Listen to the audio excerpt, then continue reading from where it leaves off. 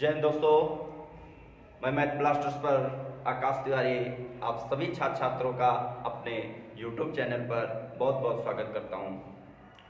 तो आज हमारा टॉपिक एवरेज औसत देखेंगे और उसके बारे में छोटी से छोटी जानकारी से लेकर बड़ी जानकारी तक हम देखेंगे और जितना भी नॉर्मल क्वेश्चन बन सकता है और जितना हार्ड क्वेश्चन बन सकता है वो सभी इस वीडियो में आपको देखने को मिलेगा। तो आप लोग फॉर्म डाल ही दिए होंगे जो अग्निवीर का चल रहा है। अगर नहीं आपने फिलअप किया है तो आप जरूर फिलअप कर दें। और एसएससी एमटीएस का फॉर्म जो डेट आपकी 17 थी 24 कर दी गई है और जिसका मौका छूटा था वो अब वो मौका मत छोड़ें और फॉर्म फिलअप कर दें। काफ़ी अच्छी वैकेंसी हैं और एसएससी जीडी का भी फिर से नोटिफिकेशन आने वाला है और फिर से बड़ी वैकेंसी आने वाली है, उसके लिए भी तैयार हो जाएं। तो औसत के बारे में समझेंगे और औसत होता क्या है उसके बारे में समझो। देखो औसत का मतलब क्या होता है। सबसे पहले एक छोटा सा फार्मूला होता है औसत। औसत का मतलब क्या होता है? औसत बराबर होता है संख्याओं का योग। संख्याओं का योग बटे कुल संख्या। संख्याओं का योग बटे कुल संख्या, ये होता है औसत। क्या होता है? औसत बराबर संख्याओं का योग बटे कुल संख्या। अब ये औसत हम करेंगे कैसे, समझेंगे कैसे? तो हम जानते हैं कि हमारा माइंड जो है सिर्फ अब याद करने पर नहीं, अब जो प्रैक्टिकली करने पर हम लोग ज़्यादा देर तक उसको याद कर सकते हैं। क्योंकि याद करने की क्षमता जो थी वो हाई स्कूल तक जो याद करना था तुमने याद कर लिया। अब जो हमारा तरीका होगा याद कराने का वो समझो। एवरेज का मतलब क्या होता है और समझना कैसे है। एवरेज मतलब औसत। जैसे आप यहाँ मेरे पास पढ़ रहे हैं, ठीक, अब हाँ में हाँ करते चलना जैसे कि आपको लगे कि हम सर के साथ ऑफलाइन क्लास में पढ़ रहे हैं। आप हमारे साथ पढ़ रहे हैं और यहाँ पर मान लिया कि 20 लोग बैठे हैं, ठीक, 20 लोग बैठे हैं। आप लोग हजारों में देखते होंगे ऑनलाइन में यूट्यूब अब पे कितने लोग खोल लेंगे और देखेंगे, कितने लोग देखेंगे। लेकिन मैंने कहा 20 लोग बैठे हैं और कोई बाहर से आया और हमसे पूछा कि हाँ आकाश सर आपकी क्लास में बच्चे तो पढ़ रहे हैं, ये कौन कितने कितने उम्र के होंगे, एज के इनकी उम्र क्या होगी? तो क्या मैं बता सकता हूँ? बोलो, क्या मैं बता सकता हूँ कि सर नहीं ये फलाने 20 साल के हैं, ये 21 साल के हैं और ये 17 साल के हैं? ऐसे तो मुझे डायरेक्ट पता नहीं होगा।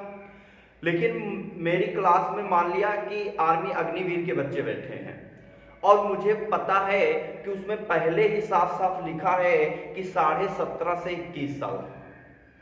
जो भी बच्चा फॉर्म डालेगा वो या तो वो 17.5 साल का होगा या तो वो 21 साल का होगा या 21 साल से कम होगा। 17.5 साल से 17 साल का नहीं होगा, 21 साल वाला वो 22 साल का नहीं होगा। वो कागज पर, ठीक, कागज पर, क्योंकि कानून क्या मांगता है, ठीक, आप सबूत मांगता है, आपकी बातें नहीं।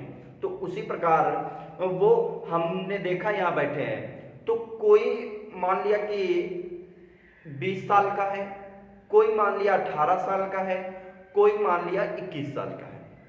अब इसी तरह एज के हैं, लेकिन मैंने कहा कि सभी जो बंदे हैं वो यहाँ जो बैठे हैं वो सभी 19 साल के हैं। कितने साल के हैं? 19 साल के हैं, ठीक। अब 19 साल के हैं तो इसका मतलब कि जो, अगर मैंने कहा जो 17 साल का भी होगा, 17 तो हो नहीं सकता है, तो 19.5 मैं कह दूंगा या मैं 20 कह दूंगा, ठीक। तो मैंने कहा थोड़ा समझने के लिए, मान लो मैंने कहा सभी 19 साल के यहाँ बैठे हैं तो इसका मतलब जो 17 साल का भी होगा उसको मैंने 19 साल बोल दिया और जो 21 साल का होगा उसको भी मैंने 19 साल बोल दिया। कहने का मतलब है कि जो 17 साल का था उसको भी मैंने 19 साल बोल दिया, जो 21 साल का था उसको भी मैंने 19 साल बोल दिया। मतलब जो 17 साल का था वो 2 साल कम था तो उसको 2 साल बढ़ा दिया, और जो 21 साल का था वो 2 साल ज्यादा था तो 2 साल घटा दिया, तो एवरेज क्या हो गया, मेंटेन हो गया।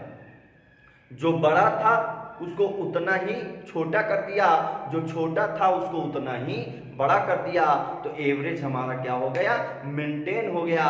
तो एक बात मुझे याद आई कि औसत का मतलब ही होता है मेंटेन करना, किसी चीज को मेंटेन करना, बैलेंस में लाना, वही हमारा औसत कहलाता है। समझ में आया कुछ?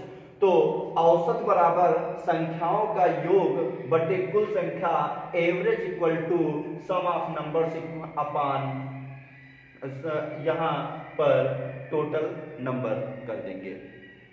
ठीक, तो यहां पर ये एवरेज आया। अब अगर हमसे औसत पूछेगा तो जितनी संख्या होंगी उनका हम योग कर देंगे, और जितने का योग करेंगे उतनी ही संख्या से अगर मैं भाग कर दूं तो औसत निकल आएगा। निकल आएगा कि नहीं निकल आएगा? और यदि मुझे संख्याओं का योग निकालना हो, क्या निकालना हो, संख्याओं का योग, तो संख्याओं का योग क्या होगा, तो जब संख्याओं का योग हमें निकालना होगा तो औसत का गुणा कुल संख्या में करा देंगे।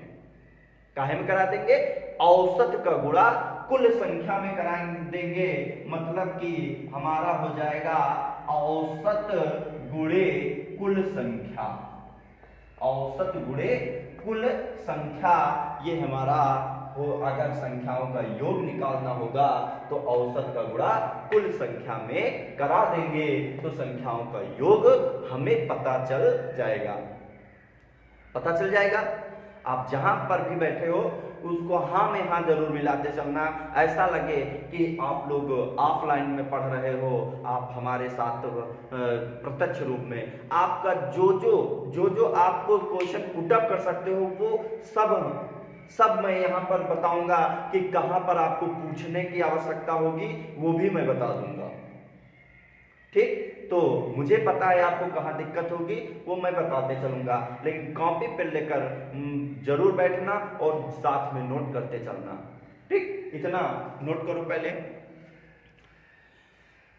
अब यहां पर अब एक क्वेश्चन छोटा सा, अगर कभी भी संख्याओं में अंतर समान आ जाए, क्या आ जाए, संख्याओं में अंतर समान आ जाए, तो वो चाहे संख्या प्राकृतिक हो, चाहे संख्या सम हो, और चाहे संख्या विषम हो, इन सभी के लिए हमेशा अगर औसत पूछ देगा तो एक छोटा सा फार्मूला याद रखना, औसत बराबर होता है प्रथम पद प्लस अंतिम पद। ठीक, तो आवाज पर ध्यान देते रहना। ठीक, लीड लगा के बैठना अगर थोड़ी बहुत आवाज आपको दिक्कत दे, और अगर थोड़ा दिखने में क्वालिटी में अगर वो हो तो आप मेरा साथ देना, मैं आपका साथ हमेशा देता रहूंगा। ठीक, तो औसत बराबर प्रथम पद प्लस अंतिम पद बटे 2। क्या करोगे? औसत बराबर प्रथम पद प्लस अंतिम पद बटे 2। अगर संख्याओं में अंतर समान हो तो औसत निकालने के लिए एक हमेशा याद रखना कि अगर हम पहला पद और प्लस अंतिम पद जोड़ के उसका आधा कर देंगे तो हमारा औसत तुरंत से निकल आएगा। यही चीज तुरंत से अभी बता दिया जाएगा, तुरंत से ये आंसर हुआ, लेकिन कैसे हुआ, तो ये इससे हो जाता है। तो इतना नोट कर लो, फिर हम क्वेश्चन पर आते हैं। नोट कर लीजिए इतना।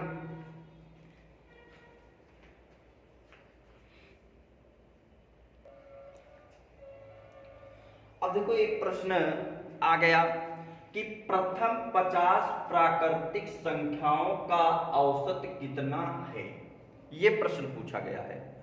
तो सबसे पहले आपको क्या बताया जाएगा, एक छोटा सा फार्मूला जो आपको देखना है। पहला होता है अगर प्रथम n लगातार प्राकृतिक संख्याओं का औसत, क्या औसत होता है n+1/2, यह होता है। यहीं पर आप लोग देख लिया कि प्रथम में लगातार प्राकृतिक संख्याओं का औसत n+1/2 होता है। n का मतलब होता है कुल पदों की संख्या। क्या होगा? n का मतलब कुल पदों की संख्या। अब यहां पर हमने कहा कि प्राकृतिक संख्याओं का औसत निकालना है, वो भी कितने? 50। प्रथम 50, इसका मतलब क्या हुआ कि 1, फिर 2, फिर 3, फिर 4, फिर 5 एंड डॉट डॉट 50। औसत निकालना है तो औसत हम जानते हैं कि हम करते हैं पदों का योग। क्या करते हैं? पदों का योग एंड डॉट डॉट 50, ऐसे कर देंगे पदों का योग। अब यहां से हमने कहा 1 से 50 तक अगर गिनती लिख लिया और हमने कहा कि इनमें अंतर देखा, तो अंतर यहां पर देखा 1 और 2 का अंतर 1, 2 और 3 का अंतर 1, 3 और 4 का अंतर 1, मतलब सभी जगह अंतर समान है और 1 से स्टार्ट हो रही है। तो हम इसका मतलब हमारे कुल पद कितने हुए? तो हमारे जो कुल पद हुए वो 50 हुए। कितने हुए? हमारे कुल पद 50 हुए। तो इसका मतलब कि जो हमारे पदों की संख्या है वो 50 है। क्या है? हमारे पदों की संख्या है वो कुल 50 है। तो इसका मतलब कि अगर हम औसत निकालना चाहेंगे तो औसत बराबर होता है n+1/2। n का मतलब हो जाएगा आपका 50 + 1/2। हो जाएगा कि नहीं हो जाएगा? तो अब यहां पर अगर मैं देखूं कि 50 और 1 कितना हो गया? 51, 51/2। तो 51 का आधा कितना होगा? आप कहोगे 25.5, मतलब 25.5। तो इसका मतलब हमारा जो उत्तर हो जाएगा वो 25.5 उत्तर हो जाएगा। हो जाएगा कि नहीं हो जाएगा? अब यही चीज हमने कहा अगर अंतर समान हो तो औसत बराबर होता है प्रथम पद प्लस अंतिम पद बटा 2। होता है कि नहीं होता है? जैसे हमने कहा प्रथम पद कितना है? 1 है। अंतिम पद कितना है? 50 है। तो 1 और 50 को जोड़ दोगे, बटा 2 कर दोगे, तो भी आपका उत्तर वही आ जाएगा। आ जाएगा कि नहीं आ जाएगा? बोलो। तो इसको नोट कर लो आप लोग।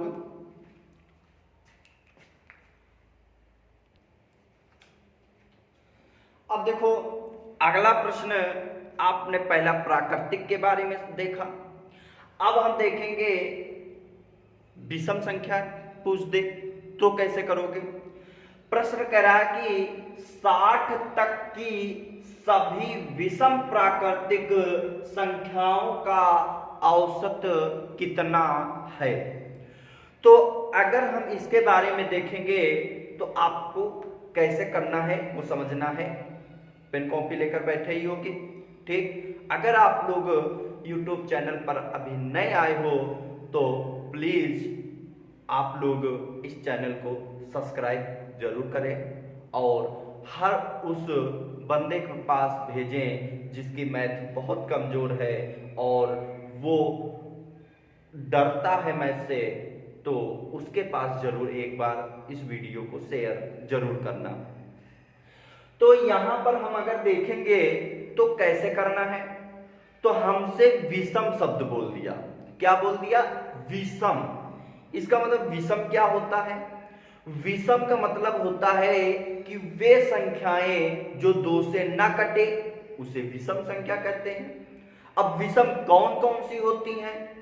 तो विषम कौन कौन सी होती हैं? तो विषम जो आप जानते हो 1 होता है, 3 होता है, 5 होता है, 7 होता है, 9 होता है, 11 होता है एंड डॉट डॉट अनंत तक होते हैं। होते हैं कि नहीं होते हैं? अब यहां 60 तक कहा है, तो अच्छा एक चीज बताओ, एक चीज बताओ, उसने 60 तक ही कहा है, इसका मतलब 60 से 60 तो कहा नहीं है, 60 तक कहा है, मतलब 60 तक ही में आपको विषम संख्या का औसत निकालना है। तो इसका मतलब ये हुआ 60 तो हमारा सम होता है, इसको सम विषम में तो काउंट नहीं करेंगे। अब 60 अगर सम होता है तो 60 के पहले क्या आता है, 59।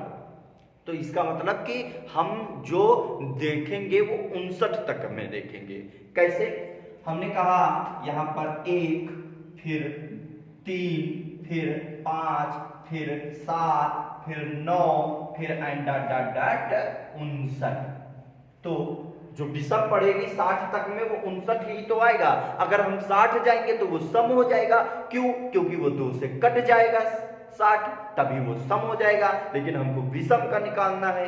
बोलो, कोई दिक्कत नहीं होनी चाहिए। अब यहां पर देखो, जो आप लोगों को पढ़ाया गया कि प्राकृतिक संख्याओं का जो औसत होता है वो n+1/2 होता है, यही पढ़ा आपने।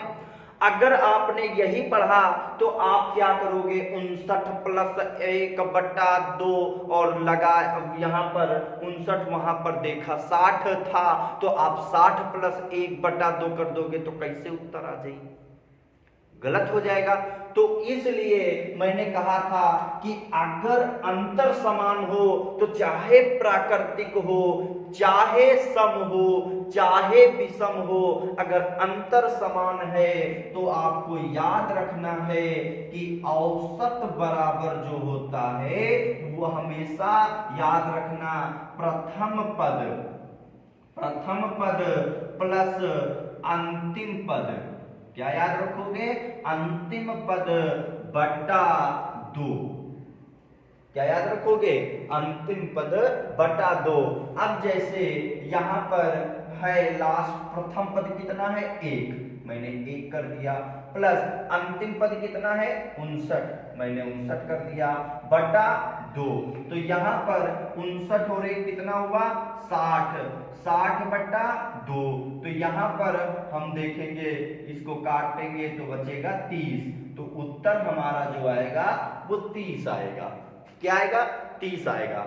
अब कह दो सर जी हम फार्मूला का ना आवती हो तो अगर हम कैसे करब, तो वह आपका देखे है कि अगर फार्मूला नहीं भी आवत है तो ओरल करियो प्रश्न। देखो कैसे, हमने कहा 60 तक की सभी विषम प्राकृतिक संख्याओं का औसत कितना है। पहले इसको आप कॉपी में नोट कर लो, फिर मैं इसको ओरल करके बता रहा हूं। आप ओरल करोगे इसको कैसे,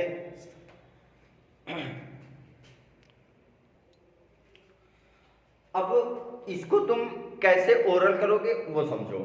अच्छा आप बताओ, अगर मैं आपको यहां पर मैं गिनती लिख के दे रहा हूं, 1 2 3 4 5 6 7 8 9 10, मैंने कहा आपको, मैंने 10 गिनती लिख दिया 1 से। मैंने कहा अच्छा बताओ कौन कौन सी सम होती हैं, इनमें कौन कौन सी सम पड़ेंगी, तो वहां पर बोलते चलना। मैं जैसे मैं बोल रहा हूं कि कौन कौन सी सम पड़ती हैं, तो आपको भी बोलना है। आपको बोलना है 1 3 5 7 9। ये कैसे हैं? ये आपकी विषम संख्या है। ये कौन सी है? विषम संख्या है। अब यहीं पर मैं सम कहूं तो आप कहोगे सम 2 4 6 8 10। ये कैसी संख्या है? ये आपकी सम है। तो अच्छा मैंने कहा 1 से 10 में बताओ कितनी विषम पड़ी, तो आप कहोगे कि 5 विषम पड़ी। मैं अगर कहूं कितनी सम पड़ी तो आप कहोगे 5 सम पड़ी। पड़ी कि नहीं पड़ी? मतलब 1 से 10 तक तुमने गिनती लिखा तो जितनी सम उतनी ही विषम। बोलो, मतलब 5 अगर विषम तो 5 ही सम। तो 5 सम 5 विषम, टोटल कितने हुए? 10। मतलब 1 से अगर हम गिनती 10 तक लिखते हैं तो आधी सम पड़ती हैं, आधी विषम पड़ती हैं। पड़ती हैं कि नहीं पड़ती हैं? बोलो, कोई समस्या नहीं होनी चाहिए। अब उसी प्रकार आपको याद रखना है कि जो विषम संख्याओं का औसत जो होता है, हमेशा याद रखना, जितने पद उतना ही मान, जितने पद उतना ही मान, आपका विषम संख्या का औसत पता चल जाएगा। अब कह दो कैसे, तो हमने कहा सुनो, हमने कहा 1 से 60 तक तुम गिनती लिखो, 1 से 60 तक गिनती लिखा, तो 1 से 60 तक में आप बताओ कितनी सम पढ़ेंगे, तो आप कहोगे 30 सम पढ़ेंगे। हमने कहा विषम कितनी पढ़ेंगे, आप कहोगे 30 विषम पढ़ेंगे। तो हमने कहा कुल कितने पद विषम निकले, आपने कहा 30 निकले। तो हमने कहा उत्तर कितना हुआ, आप कहोगे 30 हुआ। हो गया उत्तर। कुछ समझ में आया? मैंने कहा 1 से 70 तक, अगर मैं कहूं 70 तक लगातार प्राकृतिक विषम संख्याओं का औसत ज्ञात करो, तो मन में तुरंत से आ गया होगा 70 का था 35, इसका मतलब आपका उत्तर 35। खत्म। मैंने कहा अगर मैंने कहा 100 तक लगातार प्राकृतिक विषम संख्याओं का औसत ज्ञात करो, तो इसका मतलब आपने कहा 100 का था 50, इसका मतलब उत्तर 50 हो गया। हो जाएगा कि नहीं हो जाएगा? ठीक, तो अब हम आगे चलते हैं। तो ये समझ में आ गया होगा। अब देखो अगला पैटर्न करा कि 50 तक की सभी सम प्राकृतिक संख्याओं का औसत कितना है। अब हमसे 50 तक की पूछ लिया, तो आप उनको अभी मैंने कहा कि अच्छा आपने अभी आपने देखा था कि अगर जितने पद लिखते हैं उतने ही सम पढ़ते हैं और उतने ही विषम। मतलब कि जितने पद लिखेंगे उसकी आधी सम और आधी विषम ही पढ़ेंगे कि नहीं पढ़ेंगे। उसी प्रकार यहां पर आपको याद रखना है कि जो आपको पहला आपने याद रखा था कि विषम प्राकृतिक संख्याओं का औसत, विषम प्राकृतिक संख्याओं का औसत जो होता था वो n का मतलब कुल पदों की संख्या, मतलब 60 था तो 60 का आधा 30, कुल पद कितने 30, हमारा उत्तर 30। 100 पूछा तो 50, 50 तो उत्तर 50। उसी प्रकार अब देखो हमसे पूछा है सम, तो सम प्राकृतिक संख्याओं का औसत। याद रखना कुल पदों की संख्या में सिर्फ 1 जोड़ देना, हमारा उत्तर आ जाएगा। क्या करोगे कि सम प्राकृतिक संख्याओं में सिर्फ 1 आगे जोड़ देना, हमारा उत्तर आ जाएगा। अब देखो कैसे, हमने कहा 1 से अगर 50 तक गिनती लिखते हो तो कितनी सम पढ़ेंगे, तो आप कहोगे सर आधी पढ़ेंगे। तो हमने कहा कितनी आधी, तो आप कहोगे 50 का आधा 25, कितने 25। तो इसका मतलब कुल पद कितने 25, और इसका मतलब कि यहां पर कुल पद हमारे निकलेंगे 25। क्यों? क्योंकि हम कहेंगे 1 से 50 में हमारी सम संख्या जो स्टार्ट होती है वो 2 से स्टार्ट होती है। कितने से?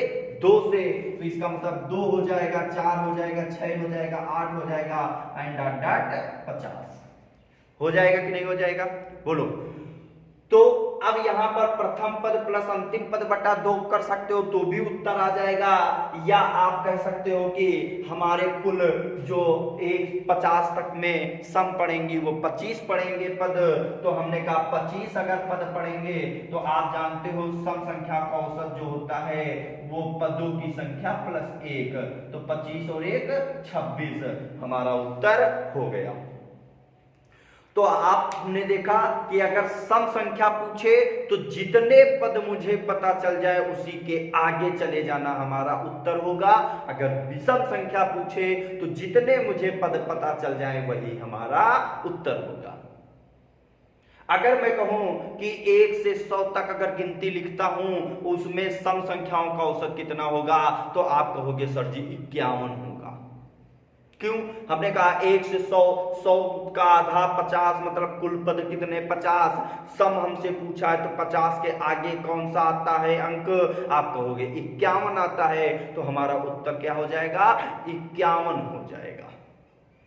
हो जाएगा कि नहीं हो जाएगा, तो ये हमारा उत्तर यहां पर इसके अकॉर्डिंग 26 होगा। अगर हमसे 200 पूछ ले तो उत्तर 101, हमसे 500 पूछ ले तो 251, हमसे अगर पूछ दे कि 60 तक में सम संख्याओं का औसत बताओ तो आप कितने हुई 31, होगा कि नहीं होगा।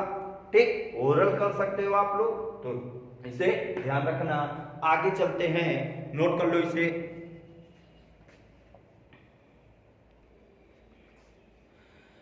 अब देखो अगला प्रश्न पूछ दिया हमसे कि ए, बी तथा सी की आयु क्रमशः 32 वर्ष, 36 वर्ष तथा 46 वर्ष है, इनकी औसत आयु कितनी है।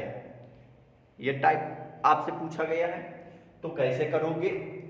तो एक चीज मैंने देखा कि औसत का मतलब मैंने पहले ही बताया था कि पदों का योग बटे पदों की संख्या, मतलब औसत बराबर कुल संख्याओं का योग बटे कुल संख्या कर दोगे, आपका औसत निकल आएगा। ठीक, देखो कैसे। हमने कहा औसत हमसे पूछा है तो आपको कुछ नहीं करना है, आपसे औसत आयु पूछी है तो हमने कहा कौन कौन सा तुमको अंक दिख रहा है बस उसको देखो। आपने कहा 32, फिर हमने कहा प्लस कर दो 36, फिर हमने कहा प्लस कर दो 46 और बटे कुल पदों की संख्या।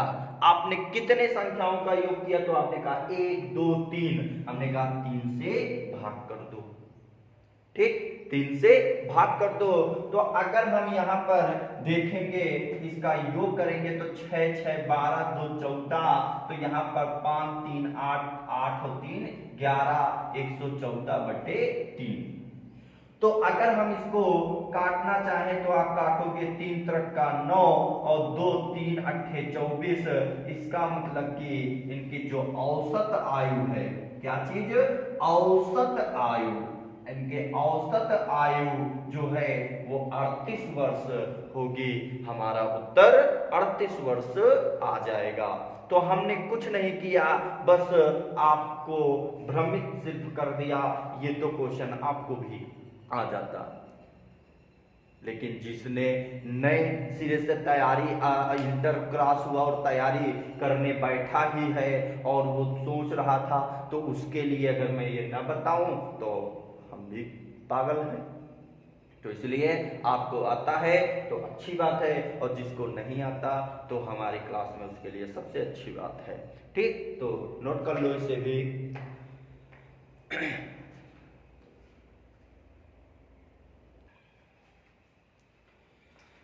अब यहां पर प्रश्न देखते हैं और आपको कैसे करना है उसको समझना है। प्रश्न करा कि एक कक्षा के 20 छात्रों का औसत भार 18 किलोग्राम है।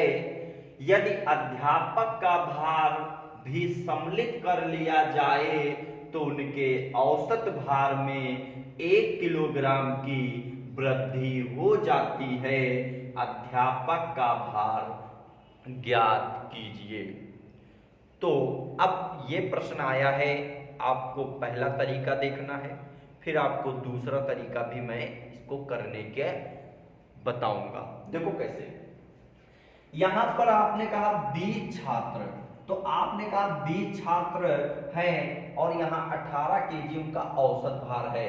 तो हमने कहा यहां पर 20 छात्रों का औसत भार, 20 जो है उन छात्रों का औसत भार जो है वो 18 केजी है।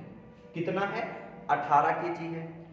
इसका मतलब ये संख्या है, ये औसत है, तो हम कह सकते हैं योग निकाल सकते हैं कि नहीं निकाल सकते हैं, क्योंकि आप जानते हो योग बराबर जो होता है, योग बराबर जो होता है वो औसत गुणे कुल पदों की संख्या होता है।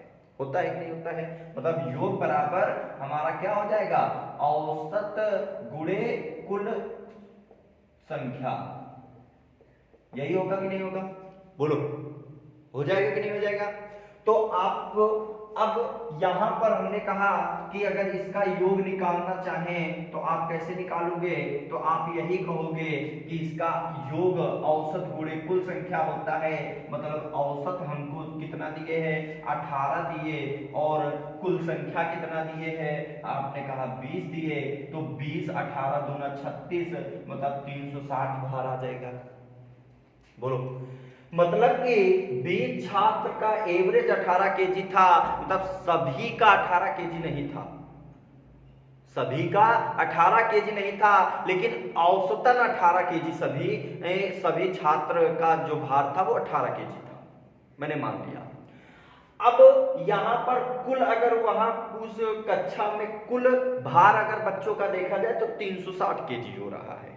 कितना हो रहा है, 360। अब एक अध्यापक का भार सम्मिलित किया गया, मतलब अध्यापक वहां बढ़ गया। बोलो, अगर अध्यापक का भार सम्मिलित कर रहे हो तो छात्रों में अध्यापक भी बढ़ जाएगा, मतलब संख्या भी बढ़ जाएगी। अध्यापक आया मतलब एक आया मतलब 20 थे तो 21 हो जाएंगे कि नहीं हो जाएंगे? इसका मतलब कि वहां पर 20 जो था, 20 का औसत औसत भार 20 का औसत भार 1 केजी बढ़ा। कितना केजी बढ़ा, 1 केजी। इसका मतलब 18 तो पहले ही एवरेज था, और एक और बढ़ गया, तो एक और बढ़ गया तो 18 था, एक बढ़ गया, हो कितना गया, 19 हो गया, मतलब 19 केजी हो गया। अब इसका अगर हम योग देखें तो आप कहोगे यहां पर औसत गुणे संख्या हो जाएगा कि नहीं हो जाएगा? बोलो, तो हमने कहा 19 से कम 19, 19 दूना 38, 38 और 1 39, मतलब 399 हो गया। जब छात्रों का भार था कुल तो 360 था, लेकिन जब अध्यापक का भार सम्मिलित किया तो 399 हो गया। इसका मतलब हमसे अध्यापक का ही तो भार पूछा, तो अध्यापक का अगर हमसे भार पूछा है तो हम क्या करेंगे? हम अगर जो छात्रों का भार था वो अध्यापक के भार को सम्मिलित करने पर जो आया है उसमें मैं उसको निकाल दूं तो मुझे पता चल जाएगा कि जो अध्यापक का भार है वो कितना था।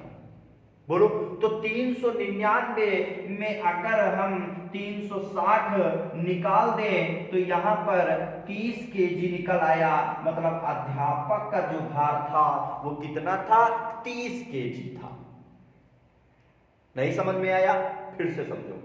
हमने कहा 20 छात्रों का औसत भार 18 केजी, अगर हम योग निकालना चाहें तो औसत गुणे संख्या, मतलब 18 दूना 36, 360 केजी निकल आया। एक अध्यापक को सम्मिलित किया तो 20 छात्र थे, एक अध्यापक सम्मिलित किया तो 21 लोग हो गए, तो 21 का औसत भार जो हुआ 1 केजी की वृद्धि हुई, अब तो यहाँ 19 हो गया। अगर 2 केजी कहता तो 18 दो 20 हो जाता, 5 केजी कहता तो 23 हो जाता, मतलब जितना बढ़े वो एवरेज में बढ़ा देना। ठीक, तो इसका मतलब 19 केजी, तो योग यहाँ पर 19 गुणे 21 399 हो गया।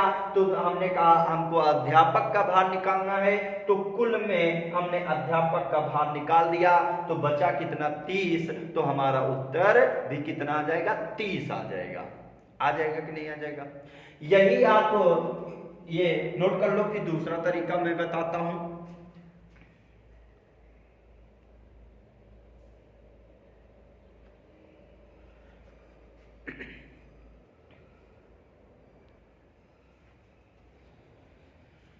इसी को तुम कैसे कर सकते हो?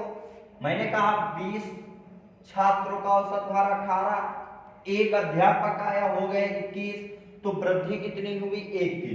तो 1 की वृद्धि हुई, बस 1 से नीचे वाले गुणा कर दो, तो 18 जो था तो 18 रहेगा ही।